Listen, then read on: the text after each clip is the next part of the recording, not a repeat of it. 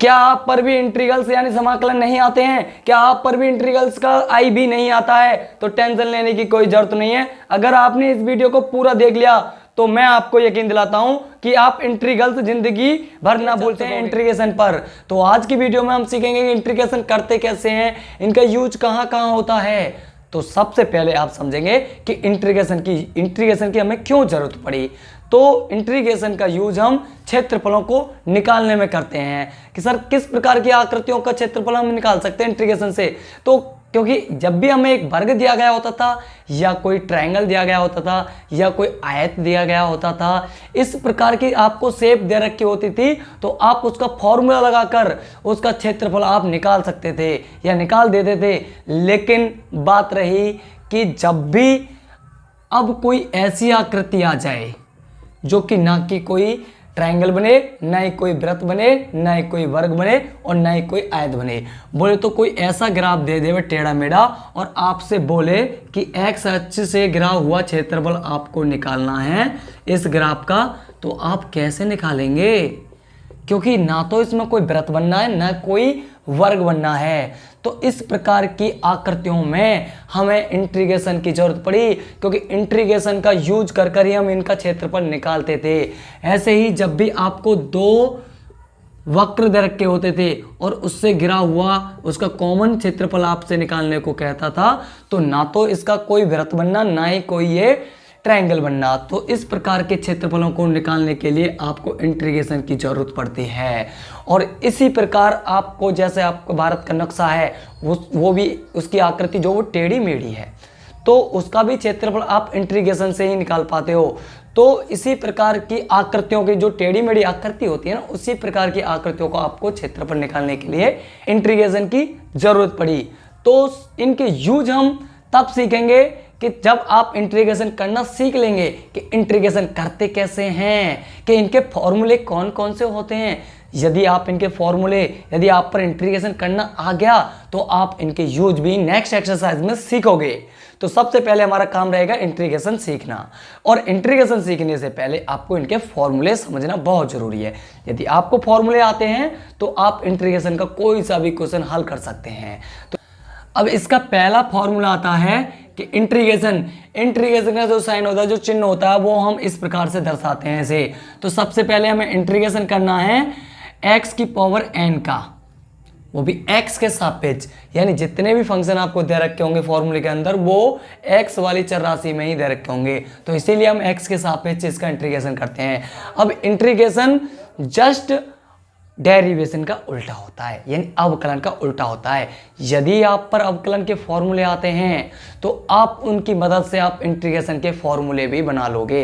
इसीलिए आपको डेरिवेशन आना बहुत जरूरी है। यदि आपको डेरिवेशन आता है तो आप इंटीग्रेशन के भी फॉर्मूला आसानी से बना लोगे। तो यदि आपने डेरिवेशन यानी अवकलन की वीडियो नहीं देखी है तो प्ले लिस्ट में जाकर अवकलन की वीडियो जरूर देखें। तो मैंने आपको उसमें फॉर्मूले और अवकलन करना सिखाया है कि अवकलन करते कैसे हैं। तो चलिए हम चलते हैं इसके पहले फॉर्मूले पर कि x की पावर n का इंटीग्रेशन क्या होगा। कि इसका फॉर्मूला आता है x की पावर n प्लस 1, और जितनी घात होती है उसमें एक घात जुड़ जाती है और टोटल जितनी घात आती है एक जुड़ने के बाद उतनी घात नीचे आ जाती है। तो ये फॉर्मूला हो जाता है x की पावर n प्लस 1 बट्टे n प्लस 1 और प्लस c कांस्टेंट हम लगाएंगे, क्योंकि हम जो इंटीग्रेशन पढ़ रहे हैं वो अनिश्चित समाकलन पढ़ रहे हैं, क्योंकि इसकी कोई लिमिट नहीं है कि कहाँ तक हमें इसका इंटीग्रेशन करना है।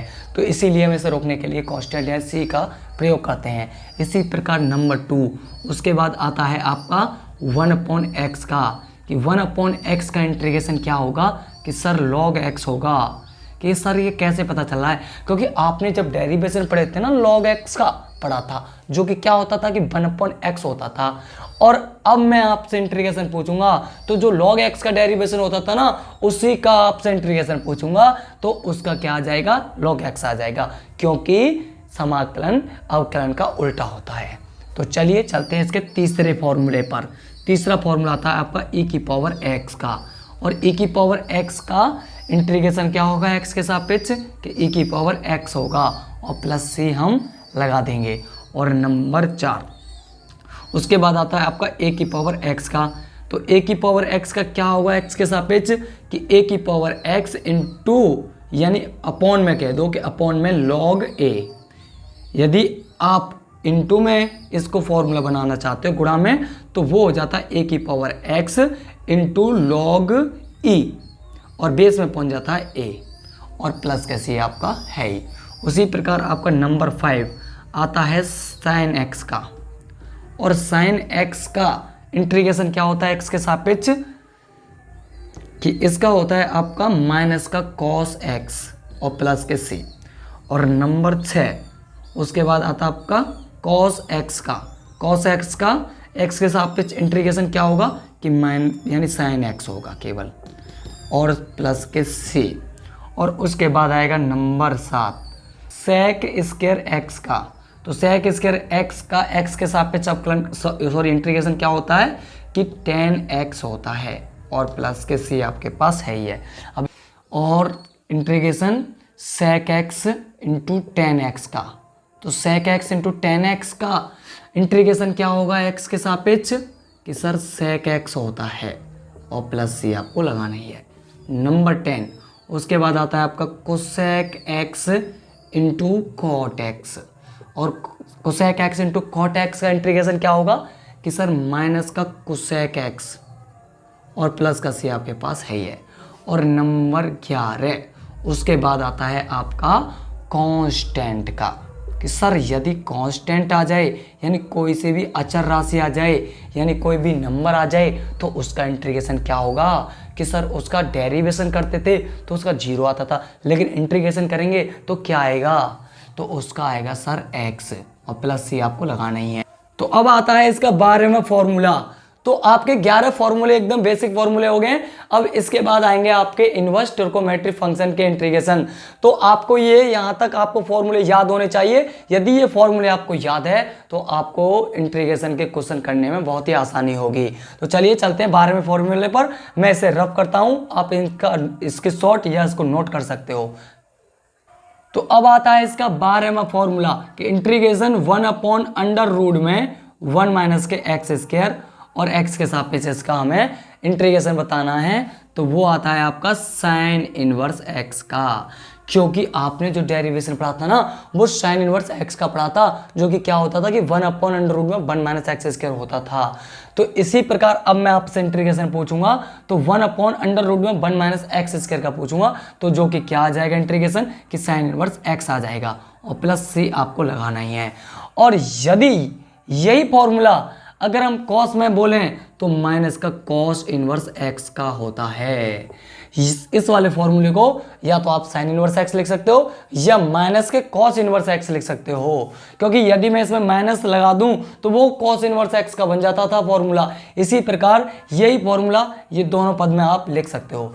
और नंबर 13 उसके बाद 1/1 प्लस के एक्स स्क्वायर, तो हमें इसका इंटीग्रेशन बताना है। तो ये होता था सर डेरिवेशन होता था ये tan इनवर्स x का, तो इसका मतलब अब इंटीग्रेशन हो जाएगा कि tan इनवर्स x का। तो 1/1 प्लस एक्स स्क्वायर आ जाए तो हम tan इनवर्स x का वो इंटीग्रेशन कहते हैं। इसी प्रकार इसको हम माइनस के cot इनवर्स x भी कह सकते हैं, क्योंकि यही इंटीग्रेशन tan इनवर्स का x का होता है या माइनस के cot इनवर्स x का होता है। और नंबर 14 उसके बाद आता है आपका 1/mod में x और अंडर रूट में x स्क्वायर माइनस के 1। इसका आपसे इंटीग्रेशन पूछे तो आपको बताना है कि ये होता है सेक इनवर्स x का, और यही आपका हो जाता है माइनस का कोसेक इनवर्स x का। तो आपका एक फॉर्मूला और रह गया है, जो कि दो फंक्शन आपकी बार आपको गुणा में दे रखे होंगे, तो उसका इंटीग्रेशन आप कैसे करेंगे कि सर जब भी आपको दो फंक्शन दे रखे हों कि f(x) गुणा g(x), तो उसका आप इंटीग्रेशन कैसे करेंगे x के सापेक्ष कि सर उसका फॉर्मूला होता है कि फर्स्ट इंटू सेकेंड से करना पड़ता है उसे, कि सर फर्स्ट लिखेंगे और इंटू सेकेंड का करेंगे इंटीग्रेशन, और सर माइनस लिखेंगे और समाकलन लगाएंगे और कोष्टक लगाएंगे, और कोष्टक के अंदर फर्स्ट का करेंगे पहले डेरिवेशन और इनटू सेकंड का करेंगे फिर से इंटीग्रेशन gx का और dx, और इसका पूरे का आपको इंटीग्रेशन करना है x के सापेक्ष। तो ये होता है आपका फॉर्मूला। जब भी दो फंक्शन गुणा में दे रखे हों तो फर्स्ट इंटू सेकेंड मानकर हमें उसका फॉर्मूला लगाना होता है। लेकिन समझने वाली बात दोस्तों ये है, क्या सर हम फर्स्ट सेकंड किसी भी फंक्शन को मान सकते हैं? कि सर बिल्कुल नहीं मान सकते हैं। कि हम अवकलन में जैसा करते थे वैसा यहाँ पर बिल्कुल भी नहीं कर सकते हैं। क्यों नहीं कर सकते हैं? क्योंकि यहाँ पर फंक्शन पर डिपेंड करता है कि किस फंक्शन का हम इंटीग्रेशन कर सकते हैं। बोले तो किस फंक्शन को हम फर्स्ट मानेंगे, किस फंक्शन को हम सेकेंड मानेंगे। तो आप फर्स्ट इंटू सेकेंड किस फंक्शन को मानेंगे ये कैसे पता चलेगा? कि सर उसके लिए आपको बस याद रखना होगा कि आई लेट, कि सर आई लेट यदि आपको याद है तो आप बहुत ही आसानी से पहचान लोगे कि किसको फर्स्ट मानना है, किसको सेकंड मानना है। कि सर आई लेट का मतलब क्या होता है?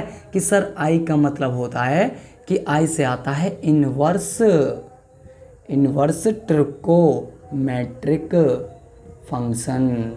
कि सर इन्वर्स ट्रिगोनोमेट्रिक फंक्शन कौन से होते हैं? कि अभी आपने पढ़े थे सर, क्या वही हैं? कि हाँ वही हैं। कि sine inverse x cos inverse x dot. इसी प्रकार सर हमें इन्वर्स तो पता चल गया, लेकिन एल से बताओ, एल से क्या मतलब है? कि एल से मतलब होता है आपका लॉगरिथमेटिक फंक्शन। और लॉगरिथमेटिक फंक्शन आप बहुत अच्छी तरह से जानते होंगे कि जब भी आपको लॉग में जितने भी फंक्शन दे रखे होंगे वो सभी आपके लॉगरिथमेटिक फंक्शन कहलाएंगे। इसी प्रकार सर ए से और बता तो ए से आपके होते हैं अलजेब्रिक फंक्शन।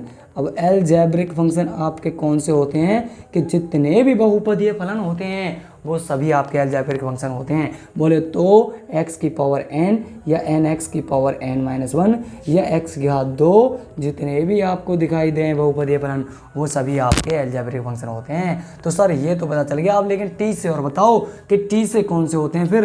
कि t से होते हैं आपके ट्रिगोनोमेट्रिक फंक्शन। अब इनको तो आप बहुत अच्छी तरह से जानते हो कि ट्रिगोनोमेट्रिक फंक्शन आपके साइन और कॉस और टेन ये सभी आपके ट्रिगोनोमेट्रिक फंक्शन हैं। और सर टी तो हो गया, लेकिन ई से और बता दो, इसे भी खत्म कर दो। कि ई से आपके होते हैं एक्सपोनेंशियल फंक्शन।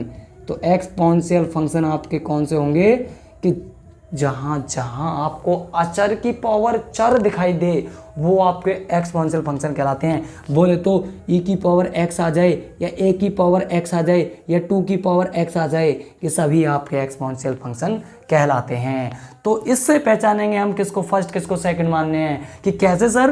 कि यदि आपको इनवर्स ट्रिगोनोमेट्रिक फंक्शन और अलजेब्रिक फंक्शन दोनों फंक्शन दे देवे तो आप किसको फर्स्ट मानेंगे? कि सर अलजेब्रिक फंक्शन से पहले आता है इनवर्स, तो इनवर्स को पहला मानेंगे, दूसरा मानेंगे अलजेब्रिक को। इसी प्रकार यदि आपको लॉगरिथमेटिक फंक्शन या ट्रिगोनोमेट्रिक फंक्शन दे देवे तो आपको किसको फर्स्ट मानना है? कि सर लॉगरिथमेटिक को मानेंगे, क्योंकि कि ट्रिगोनोमेट्रिक फंक्शन से पहले आता है। तो इस प्रकार हम फर्स्ट और सेकंड मानना है। तो दोस्तों यहाँ तक मैंने करा दिए हैं आपको बेसिक फॉर्मूले। यदि आपको ये फॉर्मूले याद हो गए तो समझ लो आप इंटीग्रेशन के क्वेश्चन बहुत ही आसान तरीके से कर लोगे। तो मैं उम्मीद करता हूँ ये आपको फॉर्मूले समझ में आ गए होंगे। तो आपको ये याद करना है। और अब चलते हैं हम इंटीग्रेशन पर कि इंटीग्रेशन करते कैसे हैं, कि इनका फॉर्मूले हम इंटीग्रेशन में कैसे यूज करते हैं। तो चलिए दोस्तों, इसे रफ कर रहा हूँ तो आप इसका स्क्रीनशॉट ले सकते हो। तो जैसे कि दोस्तों मैं एक क्वेश्चन ले लेता हूं कि इंटीग्रेशन x की पावर n का हमें इंटीग्रेशन करना है। तो सर मैंने आपको एक फॉर्मूला ले लिया है, फॉर्मूले की मदद से मैं आपको सिखाऊंगा कि इंटीग्रेशन कैसे करते हैं। तो सबसे पहले आपने सर देखा था कि x की पावर n का तो इंटीग्रेशन का हमने फॉर्मूला पढ़ा था, जो कि क्या पढ़ा होता था कि x की पावर n का होता था कि x की पावर n+1 बटे n+1, ये हमने फॉर्मूला पढ़ा था। तो आपको फॉर्मूले के अनुसार ही इंटीग्रेशन करना है। तो करो कि x की पावर n+1 बटे n+1। लेकिन इतना करने के बाद यानी फॉर्मूला लगाने के बाद आपको इनटू यानी हर में अलग से डेरिवेशन करना पड़ेगा। वो भी किसका? कि उस चर राशि का जिस चर राशि में वो फंक्शन दिया गया था। तो बोले तो x का आपको इन हर में अलग से डेरिवेशन करना होगा, केवल x का। तो करेंगे तो ये आ जाएगा x की पावर n+1 है ये, और ये n+1 आपके पास है ही है। और x का डेरिवेशन आप जानते हो x के सापेक्ष सर 1 होता है, तो टोटल मिलाकर ये क्या आ गया आपका कि n+1 ही आया है और प्लस ही आपको लगाना ही है क्योंकि ये अनिश्चित समाकलन चलने हैं। लेकिन आपने सीखा क्या दोस्तों यहाँ से कि हमने तो जो फॉर्मूला होता है वही फॉर्मूला लौट कर आ गया, इसमें नया क्या बता दिया सर आपने? सर आपको नया मैंने आपको ये बताया है कि जितने भी इंटीग्रेशन करते हैं हम इसी प्रकार करते हैं, यही तरीका होता है इंटीग्रेशन करने का। लेकिन अब समझने वाली बात यह है कि हमें हर में कब नहीं दिखाना होता है और कब हमें दिखाएंगे, यानी कब कब हमें ज़रूरत पड़ेगी हर में डेरिवेशन दिखाने की और कब कब नहीं पड़ेगी। तो अब ये बात समझो, यदि मैं आपसे कहूँ कि x अब जितने भी हम इंटीग्रेशन कर रहे थे वो x के सापेक्ष कर रहे थे, वो भी x चर राशि का, यदि आपको x के स्थान पर यदि x का गुणांक कुछ और आ जाए, यानी एक अभी तो कितना है कि सर 1 है, यदि 2 आ जाए गुणांक इसका, या 3 आ जाए, या 4 आ जाए, जैसे 4x की पावर n आ जाए, या फिर x की जगह x स्क्वायर आ गया, x क्यूब आ गया, x के साथ 5 आ गई, तो आपको हर में उसका अलग से डेरिवेशन करना होगा, यानी दिखाना होगा। यदि x की जगह x ही है तो आपको हर में दिखाने की कोई ज़रूरत नहीं है। क्यों? क्योंकि हमें पता है उसका डेरिवेशन बेटा 1 आता है, इसीलिए हम हर में x का डेरिवेशन दिखाते नहीं हैं। तो चलिए दोस्तों, मैं जैसे कि क्वेश्चन ले लेता हूँ, और जैसे कि मैंने क्वेश्चन ले लिया आपको इंटीग्रेशन sin x की घात 5, इसका हमें इंटीग्रेशन करना है। तो दोस्तों आपने तो फॉर्मूला यानी इंटीग्रेशन जो पढ़ा था वो केवल पढ़ा था sin x का, कि sin x का क्या होता है कि माइनस का cos x होता था। लेकिन यहाँ पर तो x की जगह x की घात 5 आ गई कि नहीं आ गई? अगर x ही होता तो हम सीधा सीधा फॉर्मूला लगा देते, लेकिन x की जगह x की घात 5 आ गई, इसीलिए हमें हर में अलग से डेरिवेशन करना होगा। देखो समझो, सबसे पहले आपको लड़ना होगा साइन से कि सर साइन का इंटीग्रेशन तो बताओ पहले क्या होगा। x की जगह x की घात 5 आ गई तो कोई बात नहीं है, x की जगह x की घात 5 रख देंगे, लेकिन अलग से भी उसका डेरिवेशन कर देंगे। लेकिन सबसे लड़ना होगा पहले साइन से कि सर साइन का फॉर्मूला क्या होता है इंटीग्रेशन, कि साइन का होता है माइनस का cos x, और x की जगह आपकी x की घात 5 हो गई है। इसी वजह से हमें x की जगह x की घात 5 आ गई है ना, इसीलिए हमें अलग से हर में अलग से डेरिवेशन करना होगा बेटा, किसका कि x की घात 5 का, और प्लस ये आप लगा ही दोगे तो माइनस cos x की घात 5 है, और ये हो जाएगा आपका डेरिवेशन की 5 आगे आ जाती है और एक घात इसकी कम हो जाती है। और डेरिवेशन आपसे करना आता होगा, यदि नहीं आता है तो आप प्ले लिस्ट में जाकर डेरिवेशन के फॉर्मूले और वहाँ से सीख सकते हो कि डेरिवेशन करते कैसे हैं।